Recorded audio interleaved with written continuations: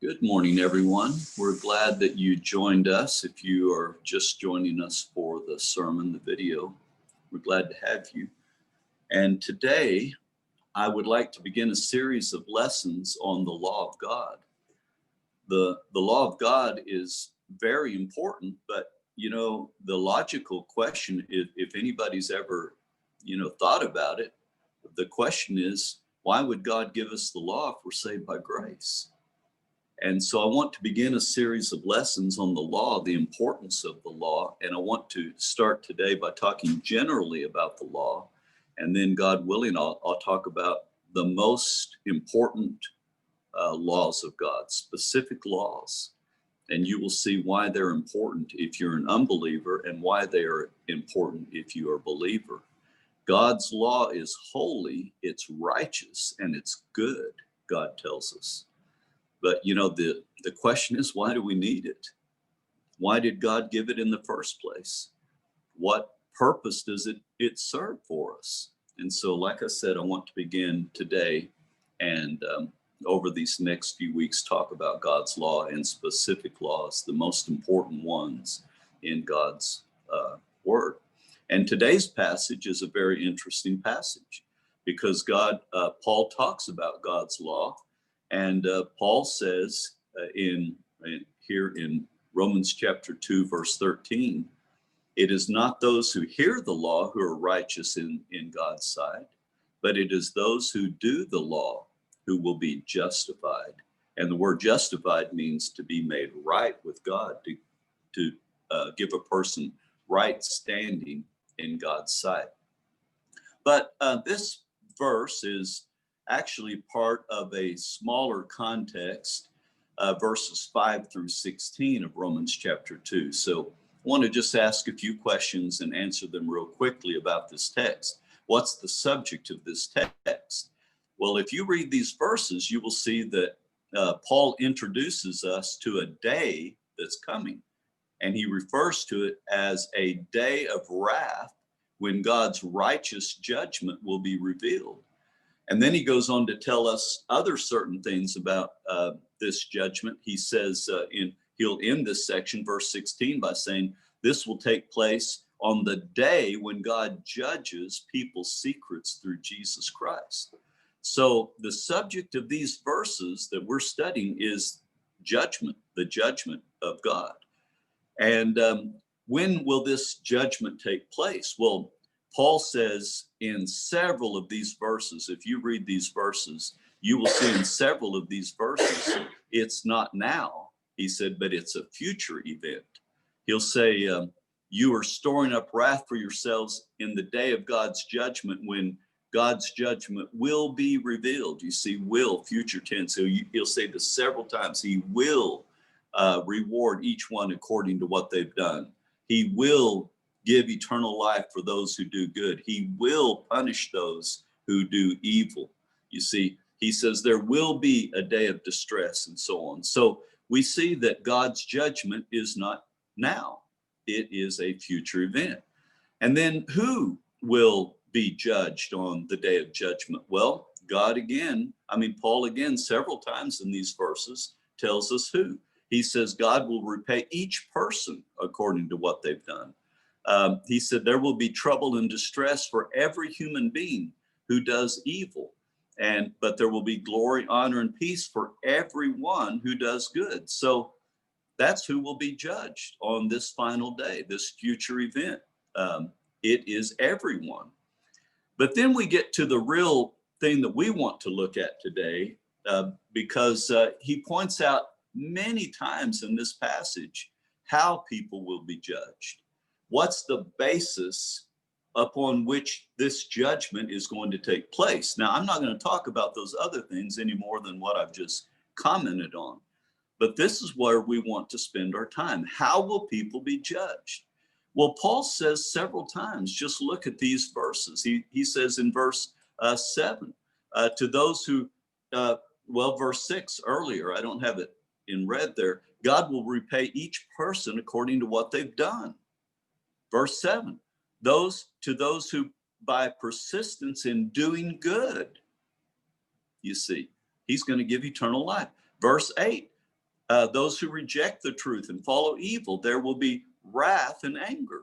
Verse 9, there will be trouble and distress for every human being who does evil.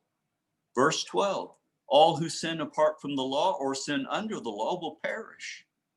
You see, it's what you do. And then our verse, it's not those who hear the law who are righteous in God's sight, but those who do the law, obey the law, you see, they will be declared righteous. So you can see Paul unequivocally says that we're going to be judged according to what we do, and we will be judged according to our deeds. Paul, it's in very clear, very uncertain terms, tells us that it's the doers of the law, those people who are obedient to God's demands and requirements, who are going to be justified.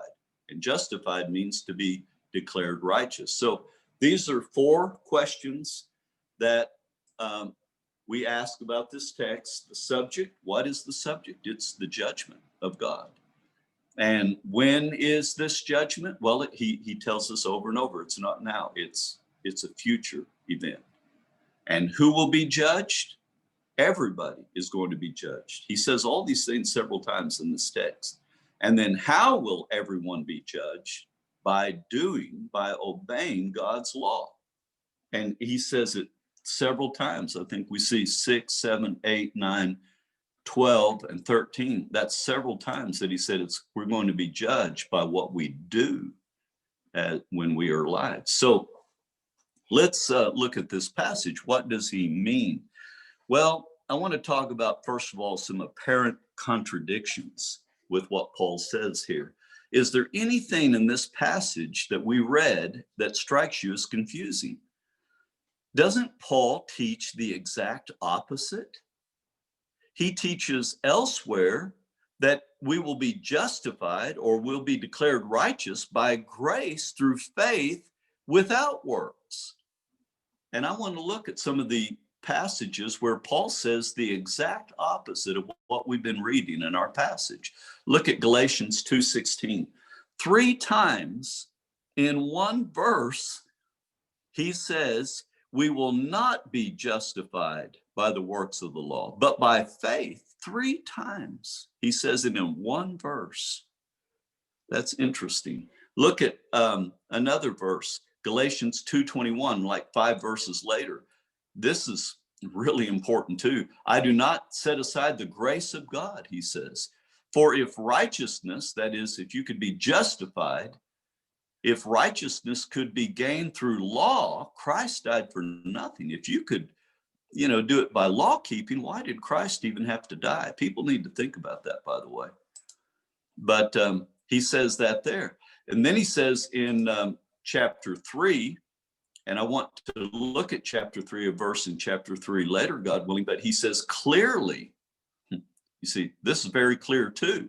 Now, it's been very clear what he said in chapter 2, that you'll be justified. The doers of the law will be justified. Here he says clearly, no one who relies on the law is justified by God, because the righteous will live by faith. The law is not based upon faith. On the contrary, the law says a person who does these things will live by them. You see, that's what Paul said over in chapter 2. Those who do the law will be justified. He says that's what the law says. But he says Christ redeemed us from the curse of the law by becoming a curse for us, as it is written, cursed is everyone who hung on a tree. And then, of course, we have Ephesians 2, 8 and 9. It's by grace you're saved. You have been saved through faith.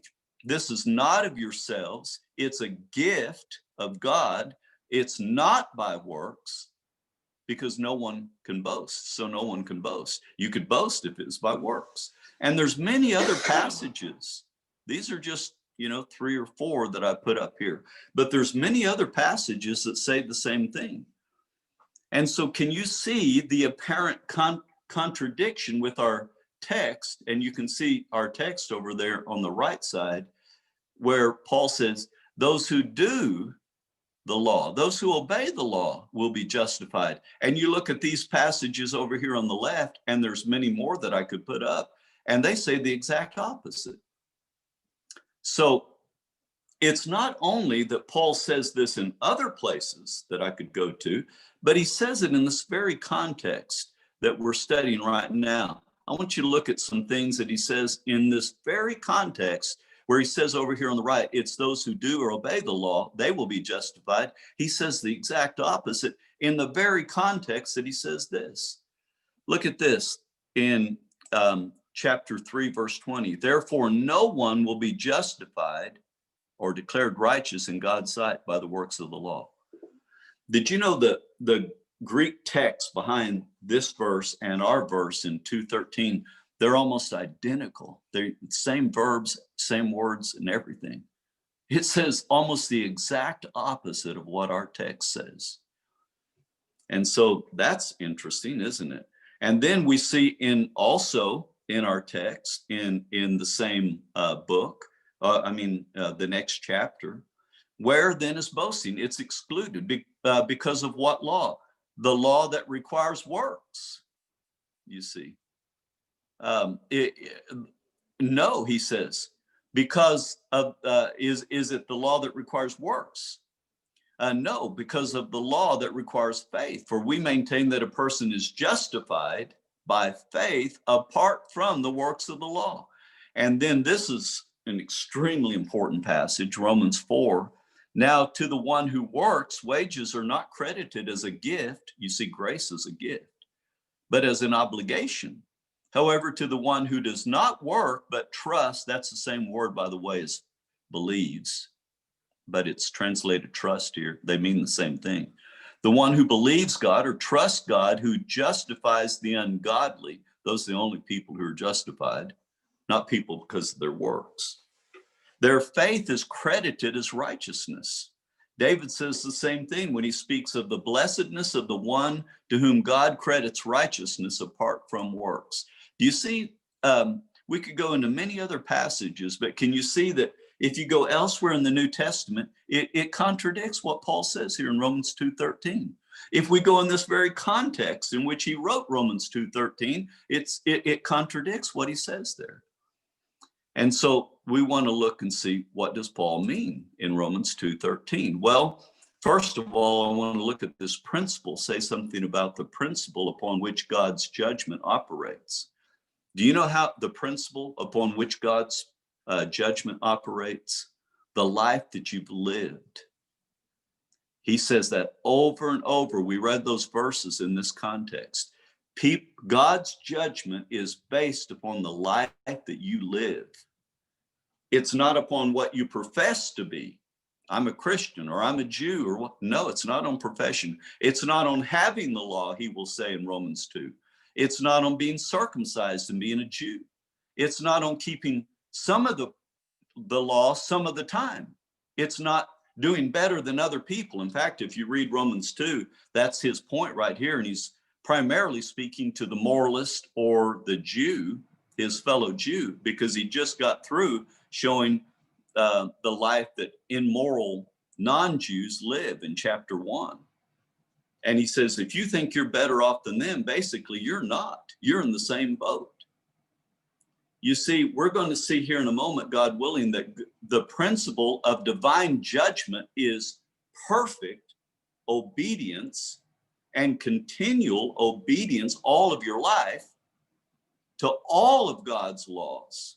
And any failure to render perfect continual obedience to all of God's law is going to result in eternal punishment, eternal wrath. And this principle he's showing applies just as rigorously to the Jews as it does to non-Jews. That's his point in this passage. We're going to see this in more detail here in a second. Now, whether anyone has actually obeyed the law and been justified, like he says here, by obeying the law, that's not something he answers until the end of this section we'll talk about here in a moment. But he will answer with an unqualified no. He says, there's none righteous. Therefore, by the deeds of the law, no one will be justified in God's sight.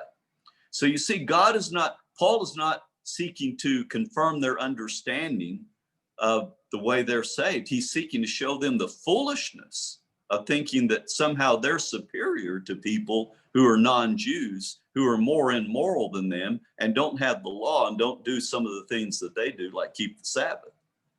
He's showing that God's judgment is based upon truth and upon principle. And the principle is you're going to be judged. Everyone is going to be judged on the life that they've lived. That's the principle of God's judgment. And it's just as true of the Jews as it is for the non-Jew. It's not based upon, like we say, having the law or merely obeying some of it or genuinely trying. You see, you have to actually do it. And so what his main argument right away is the Jews haven't done that. So now let's look at what he is teaching here. What is the interpretation? Well, let's go back to our text. He says, it is those who do the law, obey the law, who are justified. You see, this is literally true. This is absolutely true. That's what Paul is teaching here. But because of people's sinfulness, no one has ever done that. That's also his point. No one has ever lived up to God's law perfectly. And it's absolutely true that God will judge all people everywhere according to their deeds. And those who have persisted perfectly in obeying God will be justified. But the fact is, no one's ever done it. Let's look at what he says here in this context. Look at these passages. You know, let me just say this right here. Chapter 1, 18 through chapter 3, verse 20 is a unit. He introduces his theme in chapter 1, 17, and then he goes into the wrath of God. He says, my theme is the gospel. And we receive a righteousness of God that's by faith. But then he immediately in the next verse goes into the wrath of God all the way to chapter 3, verse 20. That's a unit. And what he wants to show is in his conclusion, chapter 3, 9 through 20 is his conclusion from all that he said in chapter 1, 2, and 3. And here's what he says, my conclusion is, Jews and non-Jews alike are all under the power of sin. Verse 10, there is no one that does righteous, not even one person. Not even one person. Verse 11, there is no, he look how many times he says that there is no one who understands. There's no one who seeks God. Verse 12, all have turned away. They have together become worthless. There is no one who does good, not even one single person. No one, he says, will be declared righteous, verse 20, by the works of the law in God's sight. And then he says in verse 23, all have sinned and fallen short of the glory of God. It's absolutely true. It's literally true that if anyone obeys the law of God, they will be justified. But his whole argument is nobody's ever done that. No one, not one person. You can't read this section and think, well, you know, maybe someone has lived a good life and God will justify them. No, nobody has. And so we don't have to conclude actually what his point is. If I don't know if I put that. But if you go to chapter 3, verse 9, we don't have to guess because he tells us what he's concluding from chapters 1, 2, and 3. He says, what shall we conclude then? Okay, what are you trying to say, Paul, in these chapters? Well, he says, this is my conclusion. What shall we conclude then? He says, I charge that both Jews and non-Jews alike are all under the power of sin. Chapter 3, verse 9 there. All the non-Jews are under the wrath of God. They need the gospel. Yes, chapter 1. But guess what? You Jews need it too. And you moralists that think you're better than them, you need it too. And that's what Paul is teaching in these verses, you see. And he says it over and over again. You can't come away from Paul's teaching and say, well, I think Paul, if he knew my grandmother, he would know that she's in right standing with God because she lived a really good life. Or I think Paul would think my mother was a good person and is in heaven right now because she was a good person. She lived a good life. Paul says no one. And no one means everyone.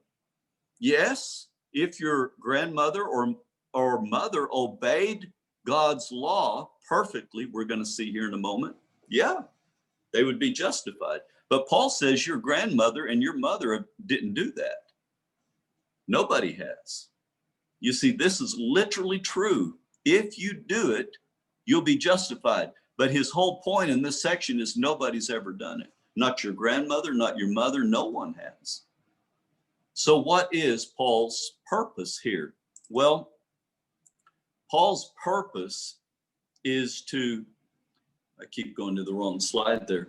Paul's purpose in this whole section is to prepare the way for the good news. Since no one's ever done it, yeah, it's literally true that he's going to judge you because of what you do. And if you do God's law, you'll be justified. But his whole purpose in this section is to show you nobody's ever done it and prepare the way for good news. Because, as he will say later in Romans, one of the purposes of the law is to point us to Christ. You see, when people see their lost condition, they're going to see, man, I can't save myself. I'm in trouble. And I need some help. And so this is good news. God comes along and says, well, I've done it for you. You see, I will justify you. I'll make you right on the basis of what my son has done in your place as your substitute. Put your trust in me, what I've done for you through Christ, what you couldn't do for yourself through works. You see, why does Paul spend 3 chapters? He spends chapter 1, 2, and 3, most of those chapters talking about people's lost condition. Why does he do that? Because unless people give up on themselves, they'll never think that the gospel is good news. It will mean nothing to them. They'll have no interest in it. You know, if I lived in northern Alaska and you came up and tried to sell me an air conditioner, a real expensive, really great air conditioner, I don't think you would be successful at selling it to me. Because, you know, the average temperature in Alaska, much less northern Alaska, is something like 50 degrees Fahrenheit or 10 degrees Celsius. And I don't think I need a heater usually at 50 degrees. And you're not going to sell me, I don't think, ever an air conditioner when I live in northern Alaska, even for the summertime. You see, I don't think I need it. But if someone told me, and I was on an island and that island was sinking into the ocean, and I could see that it's sinking and I believed it was sinking, and someone says, you know what, there's a boat that's coming, and when you get on that boat, it's taking people safely to the mainland. If I really believed that boat could take me to the mainland, and I really believed the island was sinking, I'll tell you what, that'd be good news, and I'd get on that boat. People today do not obey the gospel because they don't see any good news in it at all. They think they're pretty good people. They're like the moralists that he starts off talking about here in Romans chapter 2, who thinks, well, I'm better than those people in chapter 1 that you've just described, Paul. You know, I'm not that bad. I look at my neighbors and I compare my life to them and I think, well, I'm better than them. A lot of them don't even go to church, and I go to church.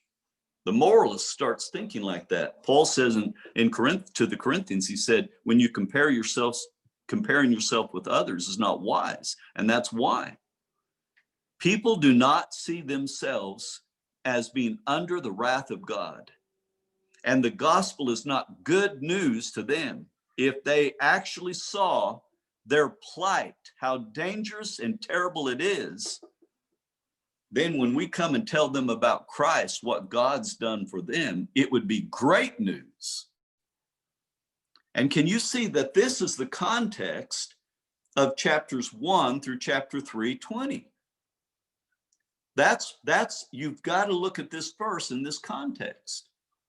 He's not trying to describe, you know, that here, well, there are some people who keep God's law and they'll be justified because they're being faithful to God. His purpose is to show that's the basis upon which God judges, and now nobody's ever done it.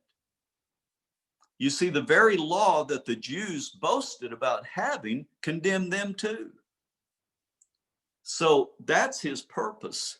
Paul's whole presupposition is the Jews have not obeyed the law, and so they too, like non-Jews, are guilty of sin. And he says, that's the very thing I want to charge you with as well. He's not saying, well, you've kept it, and so you're going to be saved. All right, so let's get to our conclusion, our applications. What do we learn from this passage? Well, we learn this: the insufficiency of anything short of perfect righteousness to make us acceptable with God. What does God's law require? If you would be forgiven, if you would be accepted, if you would be justified, that means to be made right before God. What does his law require? If we're to be justified on the part of our good works, well, what does it require then? Just good intentions?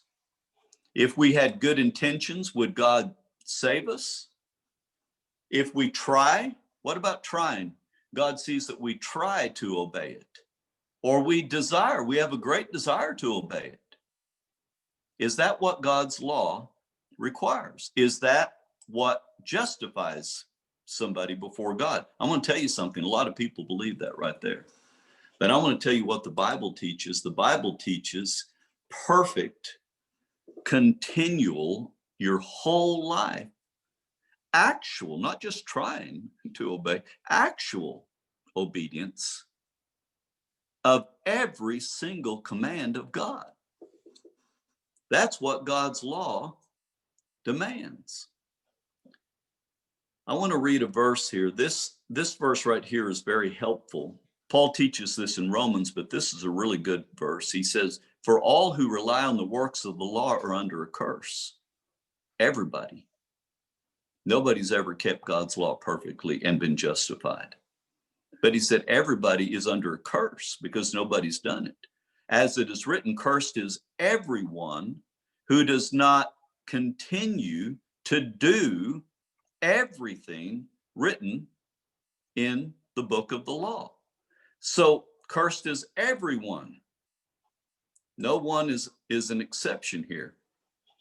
And he says, who does not continue to do, this is perpetual obedience. And to do actual obedience, not just trying to do it, desiring to do it, just having really good intentions to do it, but you didn't do it. No, it's actual obedience to everything, universal and perfect obedience. And this isn't just the teaching of this text. God's law has always required perfect, universal obedience, actual obedience.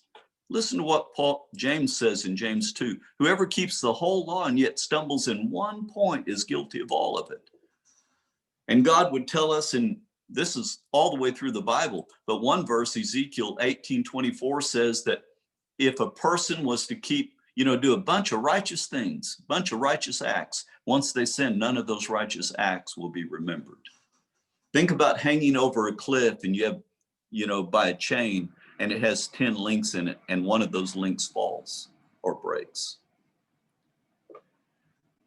You see, anyone who says God's law requires anything less than perfect, continual, actual obedience to everything is to say basically that God's law doesn't require what it requires.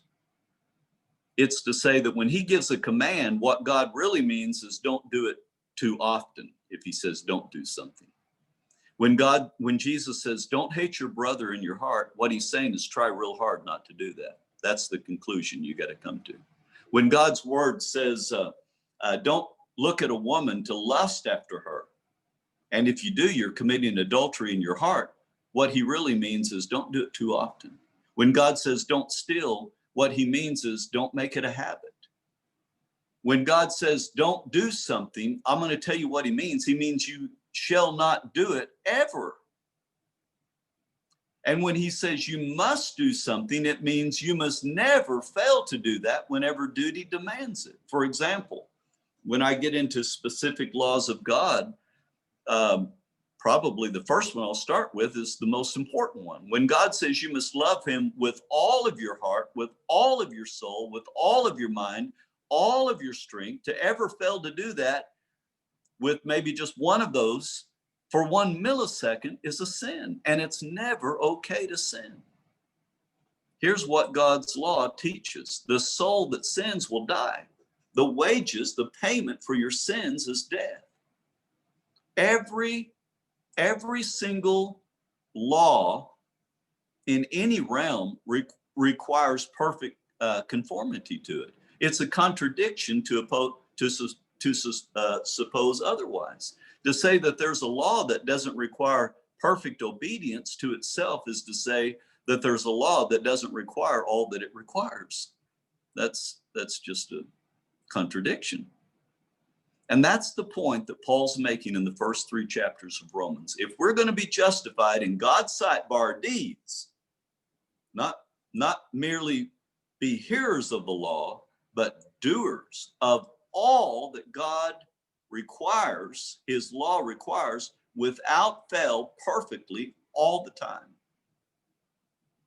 You see, this verse is in a passage that reminds us that anything less than perfect obedience makes us, we can't be acceptable to God. Well, you say, well, Jimmy, that is bad news. If that's the case, I'm lost. If that's the case, I'm hopeless. I'm doomed. I'm damned. Yep. That's exactly what Paul's getting at in these first 3 chapters. He wants us to see ourselves as hopeless, doomed, damned, lost people. And you can't look at someone else and say, well, I'm better off than they are. Let me tell you something. You're in the same boat if you're lost. And if you're saved by grace, you can't say, well, I'm better off than them. No, you're all saved. There's only 2 types of people in the world. And I try to look at everybody in these 2 categories. You're either lost and you're headed to an eternal destruction, or you're saved by grace. You know, you're either saved by grace or you're not. Those are the only 2 categories of people. George Whitefield was one of the greatest preachers in the United States history. And one time it is said that his brother went to hear him preach, and he was brought to a conviction of his sins. And even the next day, he was groaning and crying. And they said he was saying, I'm lost. I'm a lost soul. And he was crying and refused to eat. Well, there was a lady there by the name of Mrs. Huntington, and she said, well, I'm glad of it. And he said, your ladyship, how can you say such a cruel thing? And she said, well, I repeat it, sir, I'm glad of it. And he looked at her astonishingly. And she went on to say, I'm glad of it because it's written, the Son of Man came to seek and save the lost. And it is said, those who were there said at that moment, he gave his faith to God. He came to believe and put his trust in Christ alone for his salvation. And he walked out the door and was suddenly struck with some illness of which he died just a short time later. I'll tell you what, here's the fact. Without Christ alone, not you, not your deeds, because by the works of the law, no one will be justified, and that includes you. We're saved by grace, not by works. Without Christ alone, everybody is hopelessly lost. There is no other way except through Christ. Why? Because the good news about Jesus Christ is entirely different than law keeping. The law says you do this and you'll live, like our text. But no one's ever done that.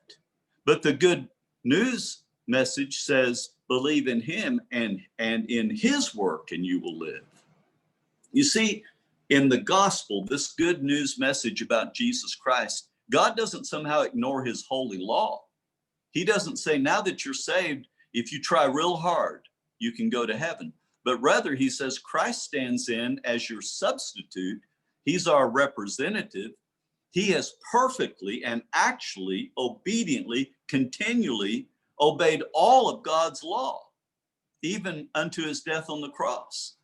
And his perfect righteousness that he earned, by the way, that he merited, is credited to your account on the basis of putting your faith in his work alone.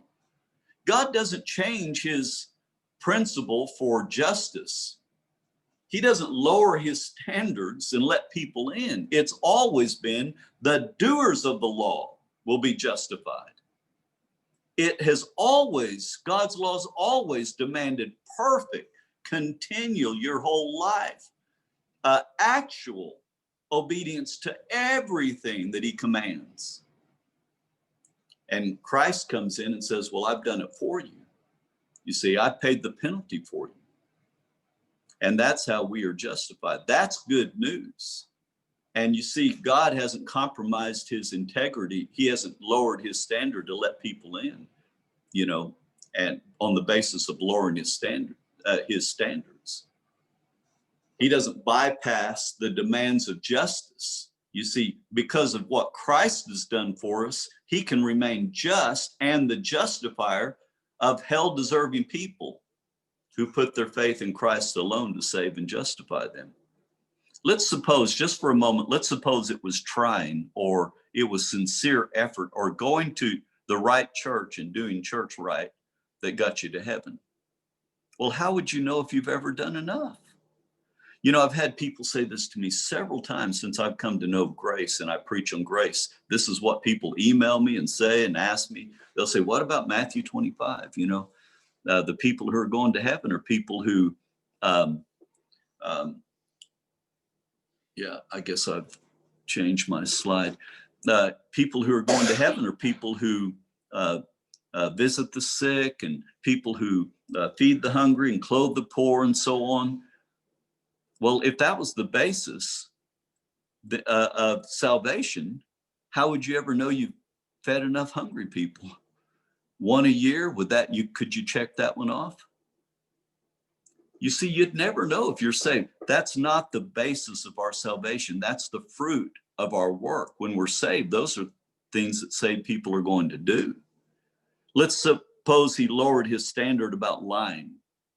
Now, when he says don't lie, he doesn't mean literally don't ever tell a lie. He just means like don't tell 88, 89 lies or more. If you tell 88 or less, you can check that off. You're qualified for heaven. You see, someone who told 88 or less, they could tell 88, they're going to heaven. Oh, here's someone who told 89, they're going to hell. Or suppose the checklist also included hatred, which it does. And if you don't hate someone more than 143 times in your lifetime, you're going to heaven. But if you go 144 or coveting, you can covet 247 times in your lifetime. But if you do 248, what about loving God with all your heart, with all your mind, if you don't do that 23 times, you can go to heaven. If you do it 24 times, you're going to hell. You see, it just makes God's law ridiculous. God doesn't lower his standard to let people into heaven. He demands it's the doers of the law who will be justified. And the only one who's ever done that is Christ. And when we see our helplessness, our hopelessness, we reach out to Christ when we can see that he can save us. Our best righteous deeds are as filthy rags in God's sight. Not a single one of them has completely pure motives, according to that verse. So, you know, people believe that, you know, I'm just better than other people. A lady, I'll never forget this lady who said one time, she said, you know, my son's, he's such a great guy. The only thing, he just doesn't go to church. She felt that was the one thing lacking in his life. Go to church, go to heaven. And don't tell me people don't believe that. They would deny they believe that, but you start pressing them, well, why are those people saved? And almost every single time, well, they go to church. I've heard many funerals where they reduce someone's life to basically they were baptized and they would go to the right church and they do things right. And they're in heaven right now. A month ago, I heard people, you know, I hear people add to those sometimes subsidiary things that are also helpful to get you to heaven. I heard a guy say that she didn't believe in Christmas. You know, she was baptized, she went to the right church, she did church right, and she didn't believe in Christmas. I've heard people say, yeah, all those things, and she didn't cut her hair and she didn't wear pants. Well, I'm telling you something, all these work-based religions, they come to different man-made requirements. And you know why they do that? The Jews did it. The Jews would have God's law, and then they would put a fence around God's law, and they'd come up with some additional requirements because people want concrete commands. They can say, I did that, I'm going to heaven. I'm safe now. I'm better than other people because look at them, they're not doing that. All works-based religions have these kind of laws, these man-made laws, but don't be fooled. It's not good news at all. It's not God's gospel at all. Here is what God says in Ephesians 2:8-9 again. It is by grace that you've been saved. That means it's a gift through faith. It's not of yourselves. It's a gift of God. It's not by works, so no one can boast. If you did some things and you made it to heaven because you did some things, you could boast about it. You could say, well, I'm most thankful for what Christ did, but I did some things to get here. You could boast about what you did, but there's no room for boasting, Paul says in Romans 3. And this is one of my favorite passages too. We are justified, that is, we're made right freely by his grace through the redemption that came by Christ Jesus, that is received by faith. Freely is a word that in John 15:25 means is translated without a reason, without a cause. Jesus said they hated me without a reason. They didn't have a reason. They didn't have a cause to hate me. That's the word here. We're justified freely. In other words, we don't give God a reason to make us right with him. We don't give him a cause. By grace, he's just piling on. It's a gift. You don't deserve it. In fact, we were ill-deserving, not only undeserving. It came by Jesus Christ. That's the only way we can be justified. And again, when we are justified, God is always the one doing the acting of justifying. It's never us. Anytime you see that verb in the active tense, God is the subject of that verb.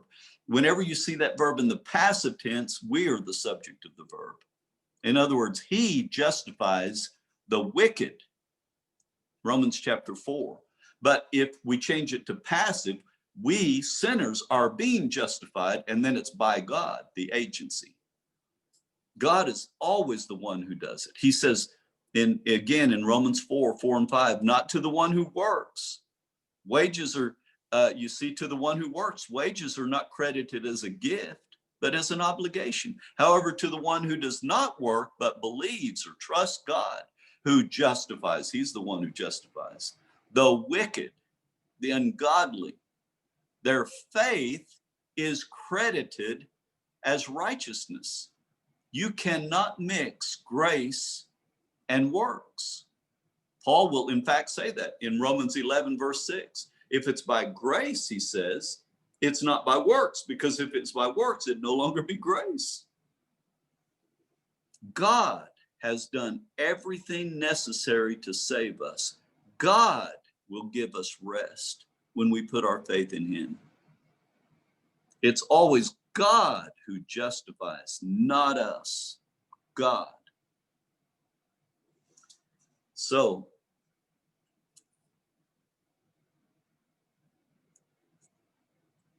that's good news. And the moment you put your faith in God, you're saved. It's just like the tax collector. He realized how sinful he was. He wouldn't even approach the temple. He wouldn't even look up into heaven. He knew, I'm a sinner. Man, there's no way I could undo all the bad things I've done. There's no way I could save myself. God, you're going to have to propitiate, you're going to have to appease your wrath against me yourself. And so he put his trust in God to do that. And Jesus said he went home justified. He was saved. He was right in God's sight because of his faith.